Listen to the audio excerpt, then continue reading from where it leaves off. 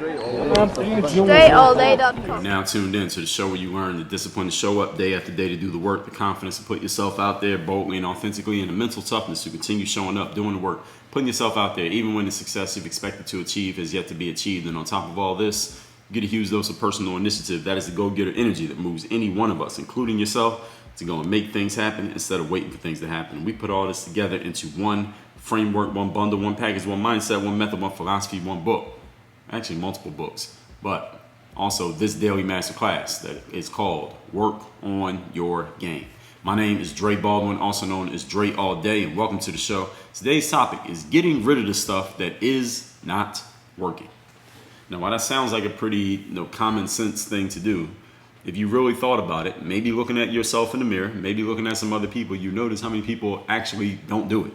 And as we get into this, you'll understand exactly what I mean. And before I get into even explaining even more why we're doing this topic, let me let you know that anything that I say here today, if you have a follow-up question or there's something I say is really insightful for you or something that really helps open your eyes to something, I want you to let me know about it by sending me a text. My number is 305-384-6894. Again, 305-384-6894. Send me a text, anything you hear today that you want to ask about or anything that I said that really just resonated with you. Let me know about it. I want to get feedback from my audience since there's no comments on it in the podcasting apps. I know there is on YouTube, but in the podcasting apps, no comments. I want to know what's resonating. Y'all got to let me know so I know what I'm saying is actually landing with you the way I want it to.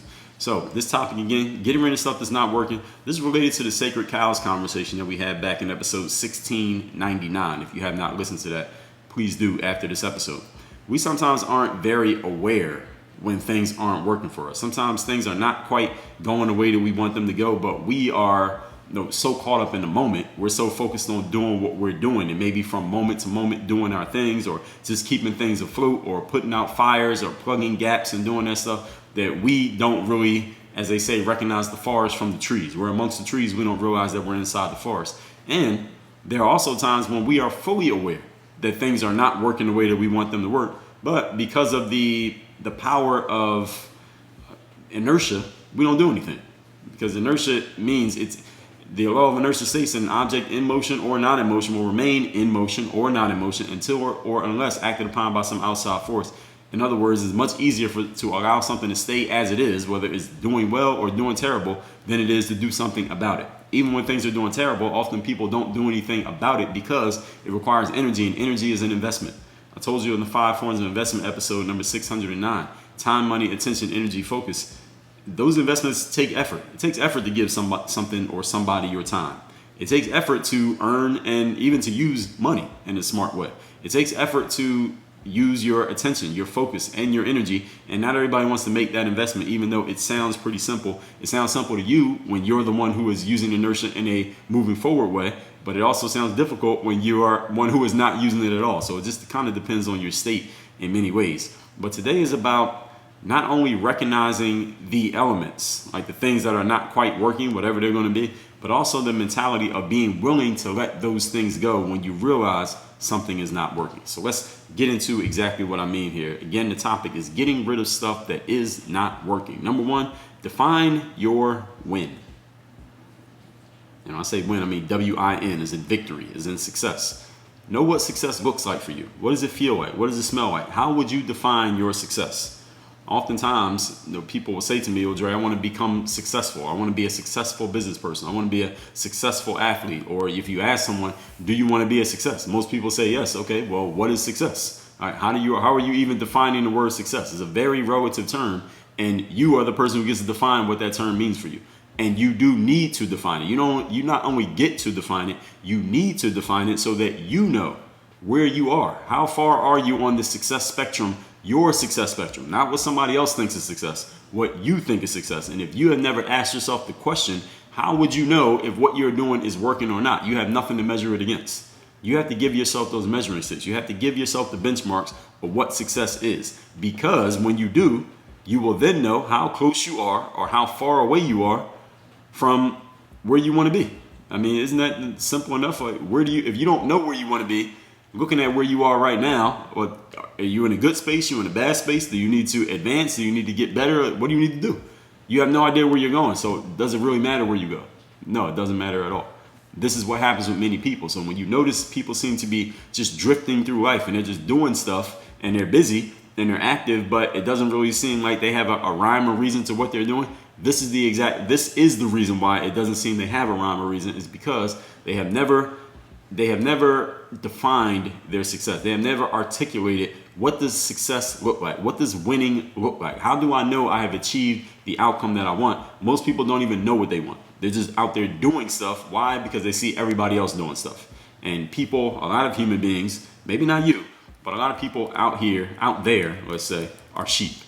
I talked about this in episode 1696, how to think for yourself and avoid becoming a sheep. All right, if you don't want to be a sheep in life, you don't want to walk into a slaughterhouse, you got to start thinking for yourself. And one way to think for yourself is to define your success. What is your victory? What is your win?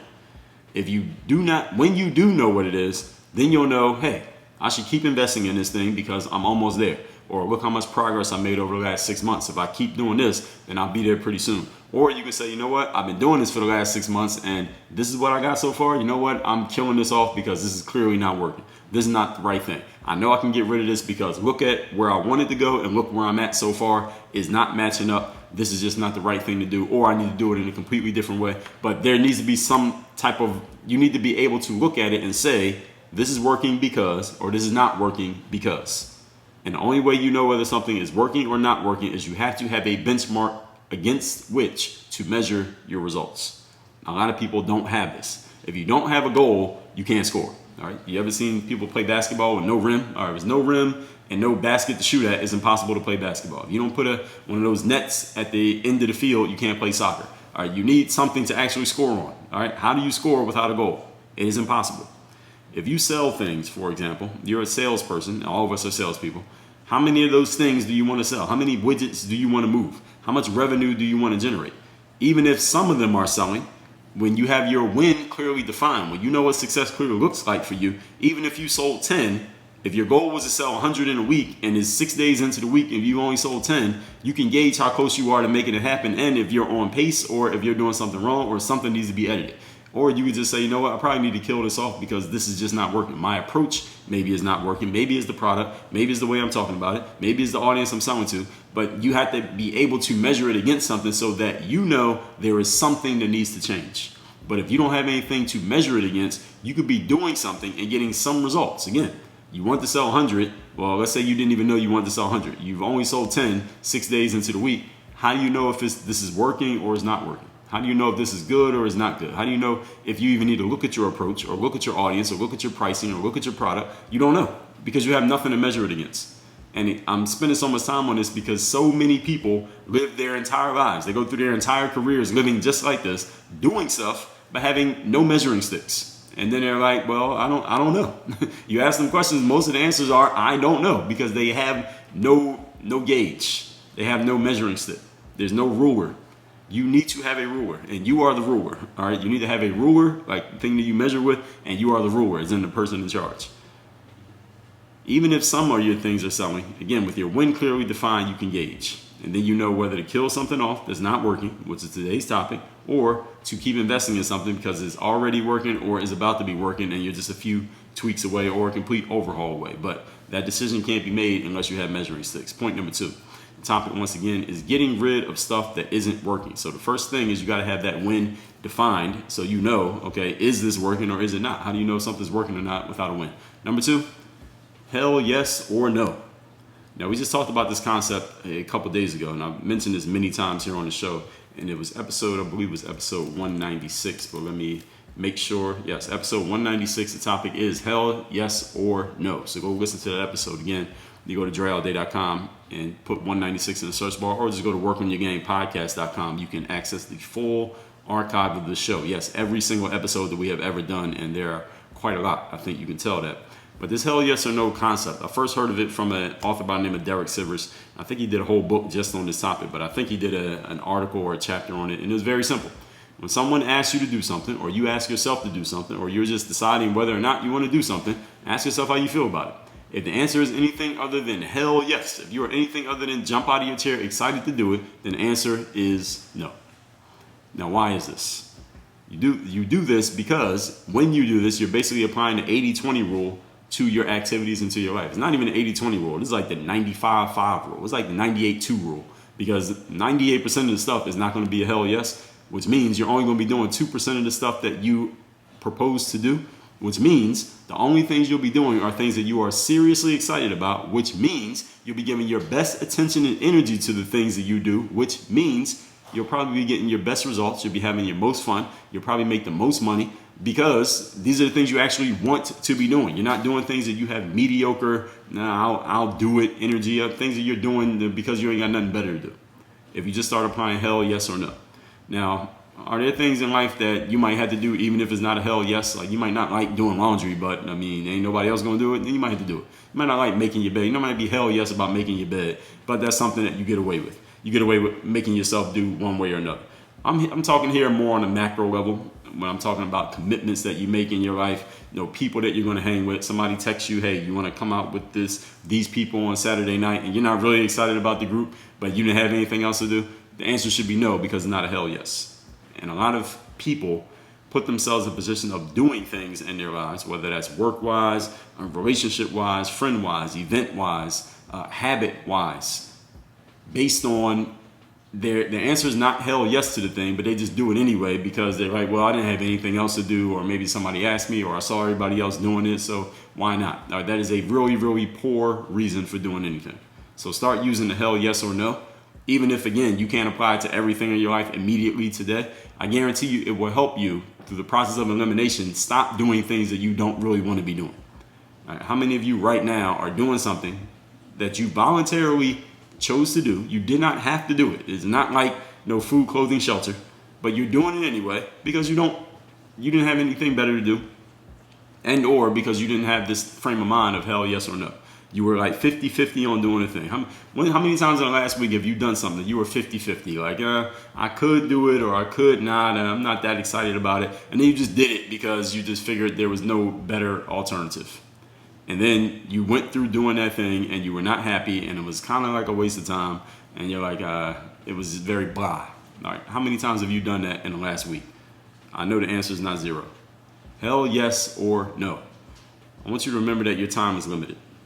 And with it, your opportunities are limited. Now, while opportunities are all over the place, you don't have forever to access them, because when your time runs out, so does your opportunity. Therefore, you should not let either your time nor your opportunities be wasted on things that you know are not quite right. Now, if you're not sure, then yeah, try it out and see what the situation is. But if you know it's not the thing, you know it's not a hell yes, what are you doing? Why are you doing it? Again, with things that are voluntary. In episode number 1207, I told you to not settle for good enough out of fear that you won't find better. If you haven't listened to that episode, again, that's 1207. Many people settle in life not because they are unaware that they're settling. Many people settle because they don't see themselves doing any better than where they currently are. So, you know what they do? They rationalize the situation that they're in so that they can feel okay with it and they can sleep at night. So people know that the situation they're in is not the one they want to be in. They know this is not the best possible thing. But instead of getting rid of that thing so they can go find something that is better, they say out of fear. They have this fear that they won't find anything better. They have this fear of having this vacuum in their life, this empty space that needs to be filled. So they say, you know what, instead of dealing with that fear, instead of dealing with that discomfort of this empty space because I got rid of this person, I got rid of this job, I got rid of this activity, I stopped hanging with these friends, I stopped going to this event that I don't want to go to anymore. Instead of dealing with that fear and dealing with that empty space, that void and that vacuum, they come up with a story in their mind. This is what rationalization is. They create a story in their mind that makes that thing okay when they know it's not okay. Rationalization is just you bullshitting yourself. That's what rationalization means. You create a story that makes you okay with something that you know deep down you're actually not okay with, but this allows you to feel all right about it, even though you shouldn't be all right with it, because you told yourself you're not all right with it when you're being honest with yourself. But again, we lie to ourselves so much, and we're the easiest people to deceive. This is the tragedy of rationalization. Your fear that you won't get anything better. So you make yourself okay with something that you're not okay with. And then, so in this sense, now that I've explained how you're rationalizing, and some of you are more guilty of it than others, be ruthless with your time and attention. Meaning, your time is your time, and it is limited. I know it doesn't feel like it all the time, but it is limited.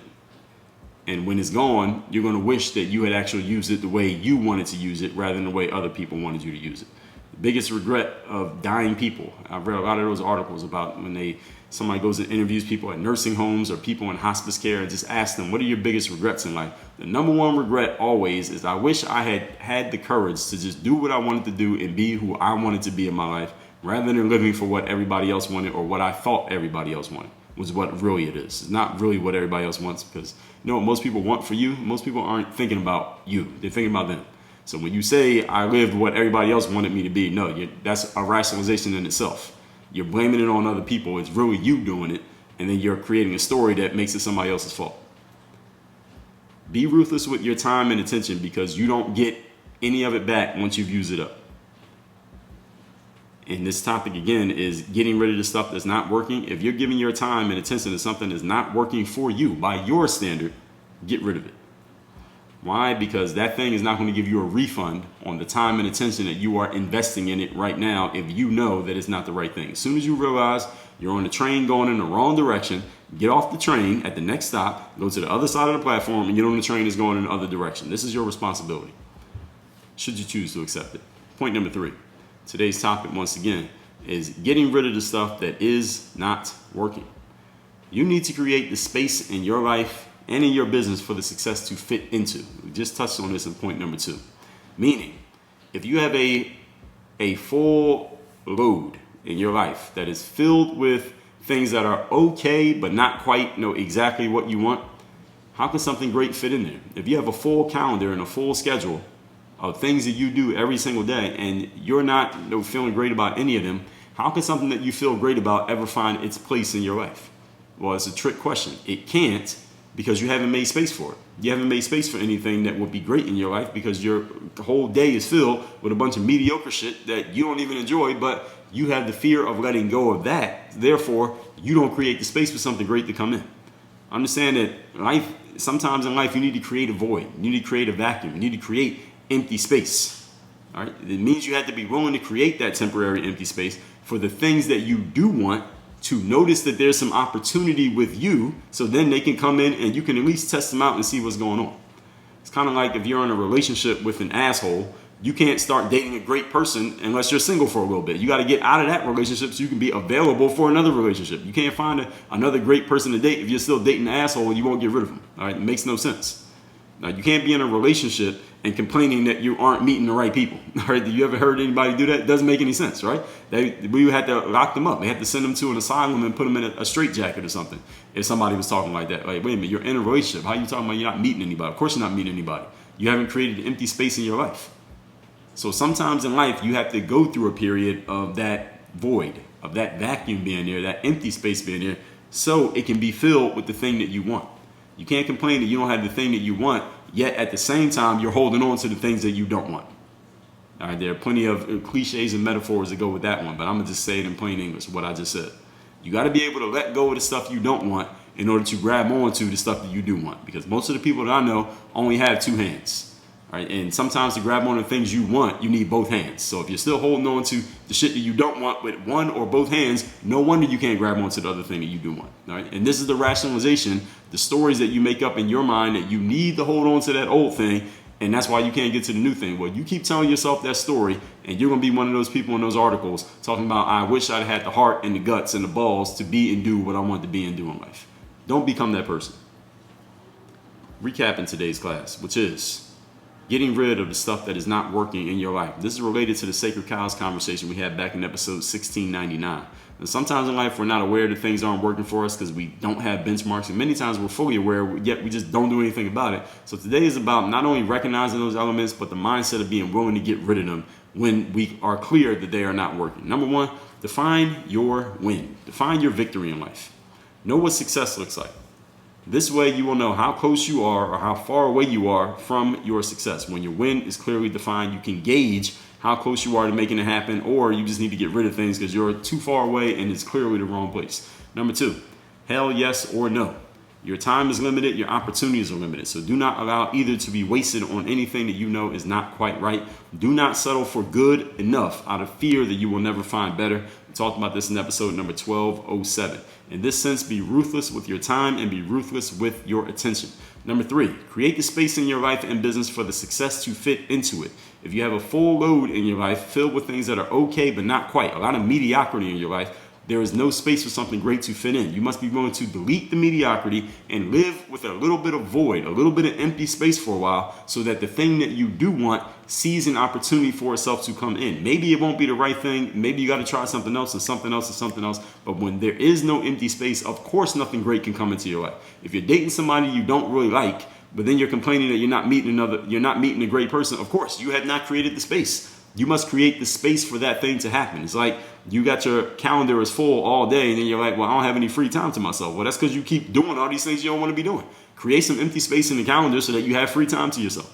That you can't be in a relationship with a thing that you don't like and then complain that you're not getting in a relationship with the thing that you do want because there is no space for it. All right. Again, this is simple logic, but a lot of times we are the easiest people to deceive. We deceive ourselves with that rationalization. So as I said at the beginning, anything I said in this episode that really connected with you, really landed with you, resonated with you, send me a text and let me know about it. My number is 305-384-6894. And a book that I would suggest you read that will help you in this mindset of getting rid of things that are not working, deleting things, and being ruthless with your time will be The Mirror of Motivation. You can get it for free by just going to mirrorofmotivation.com. All we ask is that you cover the shipping. We will ship it to you. Again, mirrorofmotivation.com. Yes, that is a physical book.